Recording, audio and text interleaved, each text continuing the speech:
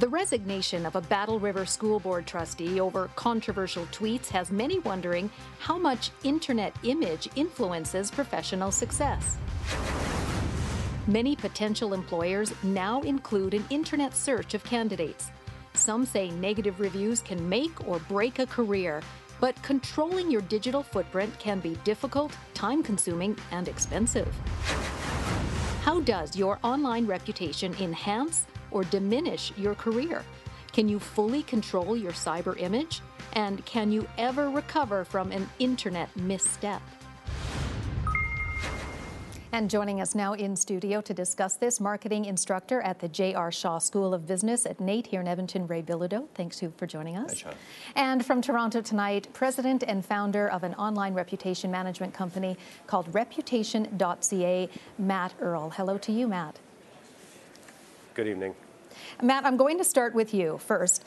In some cases, your clients pay about $4,000 up front, then a few thousand more each month for your company to develop their online reputation. Do people really feel they need that? I mean, how important really is it to a career to have a positive image online?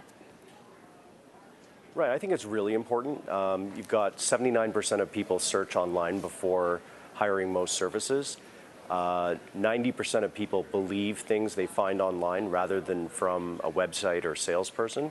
So, you know, if you're being hired, your employer is going to search online for sure, and they're going to trust what they find online. So that makes it very important. Well, why do people trust it so much? The reason is because they feel that it's been discovered naturally. They don't, you know, they trust in Google. They trust Google's kind of like a report from a private detective about someone, and so they feel like that's been discovered from a number of different sources, and therefore it's credible and believable. People are able to weigh that some sources aren't as credible as others, but in general they'll form an opinion from that and believe in it. Studies say. Okay, over to you here, Ray. What role does social media really play in someone's career? Well, I think it plays a huge role in terms of the opportunity. So, for example, something like LinkedIn, to make sure that you have your information up to date and anything that's going to differentiate you, so anything that involves the community relations, top achiever, anything like that that can help someone who's searching for a candidate find you and demonstrate that you are the candidate that they're looking for, even demonstrating that you've been in that career and that job for quite a period of time is going to help you be successful. Well, how do you then separate your personal life and your professional life online, or can you even do that? I think you can do that. I think you have to be a little bit aware that the idea of social media is that it's the many-to-many type of platform. So if you're going to be putting stuff on Facebook, for example, make sure that you've set your privacy settings to maximum. And to me, I think even as a recruiter, I wouldn't be looking at a person's Facebook in order to determine whether or not I think they're a good fit for this job in my corporate culture. I think LinkedIn is fair game, things such as Twitter, blogs. I'd make sure that those are all professional, but I would keep that Facebook space, for example, if you're going to be in that space, keep it very, very, not the Facebook space, but keep it very locked down and family friendly, I would say, right? Because that's a conversation that's probably happening with you and your family. Oh, yeah, and a lot of people don't think that for sure. Exactly. Matt, over to you now. How are those online reputations formed then? How does it all, play out? Well, really, an online reputation is created by kind of a breadcrumb trail of what you do online, where you publish, where you fill in profiles. When it's created naturally, that just happens if you use the internet and use your real name associated with your profiles, and then just add pictures, add stories, contribute to things in your area.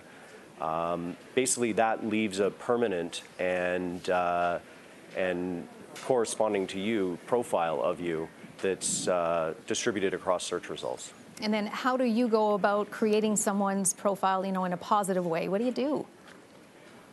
Well, what we do is find out a whole bunch of information about the person. So we interview them and get them to email us all their resume, CV, and all that kind of information.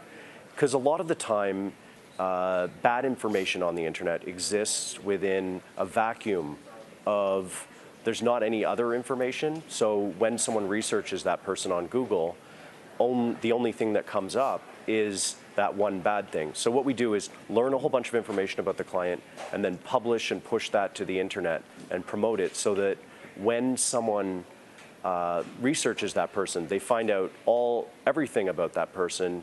Obviously, it's professional and we're shaping it, within the desires of our clients, but we want to promote all that information about that person. And usually that gives the bad thing a much smaller voice, if any, at all. This to you now here, Ray, because you analyze all this with your marketing expertise. With all this control of information, how does a person know what they're seeing then is authentic? Well, I think you can check into some of it to make sure that those things actually did happen, that they actually do have that certification. I always say trust but verify.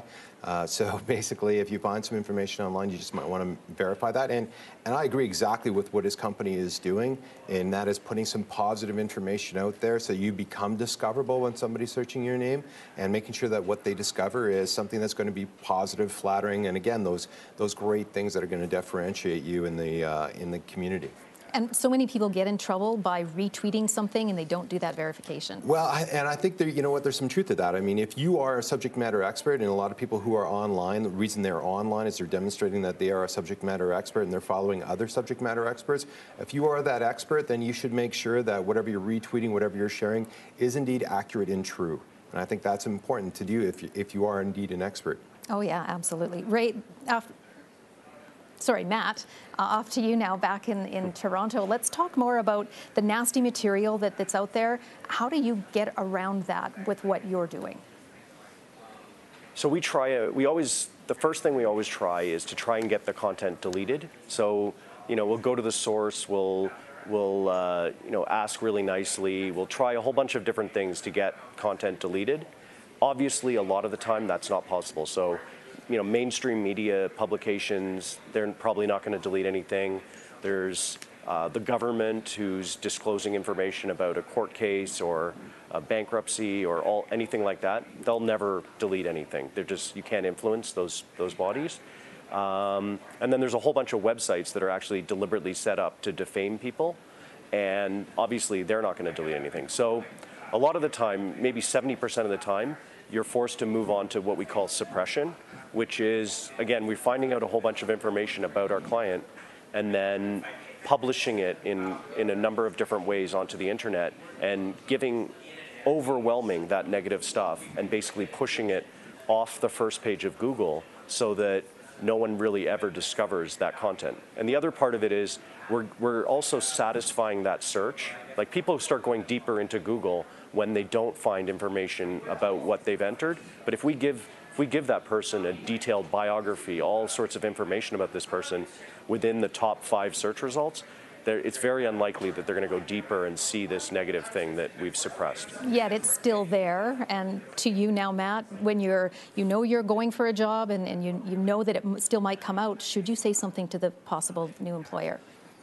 So if you're worried about something coming up, just along the lines of suppression, I think even if we were looking at this public trustee that was tweeting, I think, having that information available sooner rather than later might have done the voters a little bit of good. For example, even with the Wild Rose Party, God bless them, but when your candidates are saying that a certain group of the people who they're going to be representing should be in a lake of fire, maybe that's a little offside, right? And so it's better to find that out before you cast your vote than after you cast your vote. So along the idea of suppressing some of that information, especially if you're going to be in the public eye, I don't know if that's a really great thing, but if something comes up, I think you have to be prepared to basically answer to those issues, whatever they may be, whatever comes out about your past.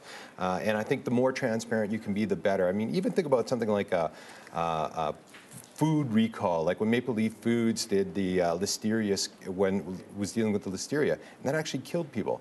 And Michael Caine came out and he said, you know what, despite our best efforts, we failed. But he was clear about that, and I think you build credibility when you say, yep, that was me. Even when Barack Obama was talking about Reverend Jeremiah Wright and Jeremiah Wright and some of the weird things Reverend Jeremiah Wright was saying, Barack Obama said, yep, he's my pastor. He married me. He baptized my kids. Yep, and I don't agree with anything he says. So I think it gives you credibility when you step up when those situations arise. That's just me. For sure. Oh, yeah. Matt, this to you now, is really suppressing someone's authentic communication that's out there really beneficial in the long run? I mean, let's say a future employer finds that someone just doesn't fit into their corporate culture in the end.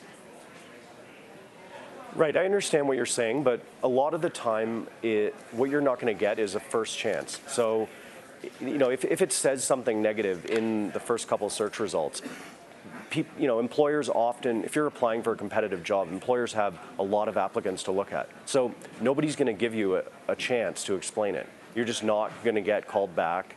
And we get this a lot. People call us up and say, I can't get a job. People are just ignoring me, or it's the silent killer, they call it. I know this is out there and it's eating away at my business. So, I sort of agree with what he's saying about being transparent, but I think you should present a better first impression, and then once you get an interview, then disclose that information to your employer right there. Because then nobody can say you lied, but at least you got that interview in the first place. That's my strategic advice on that. You're smiling. Your thoughts? And God bless you, Matt. I love the entrepreneur, man. You're the superhero of the economy, in my opinion. But here's the thing is that at some point, if we suppress too much information, are we becoming some kind of an enabler, right? So we're basically saying that, oh, no, they don't have it. Like Rob Ford, you're there in Toronto. I mean, are we becoming enablers if we deny the fact that he maybe has a drinking problem?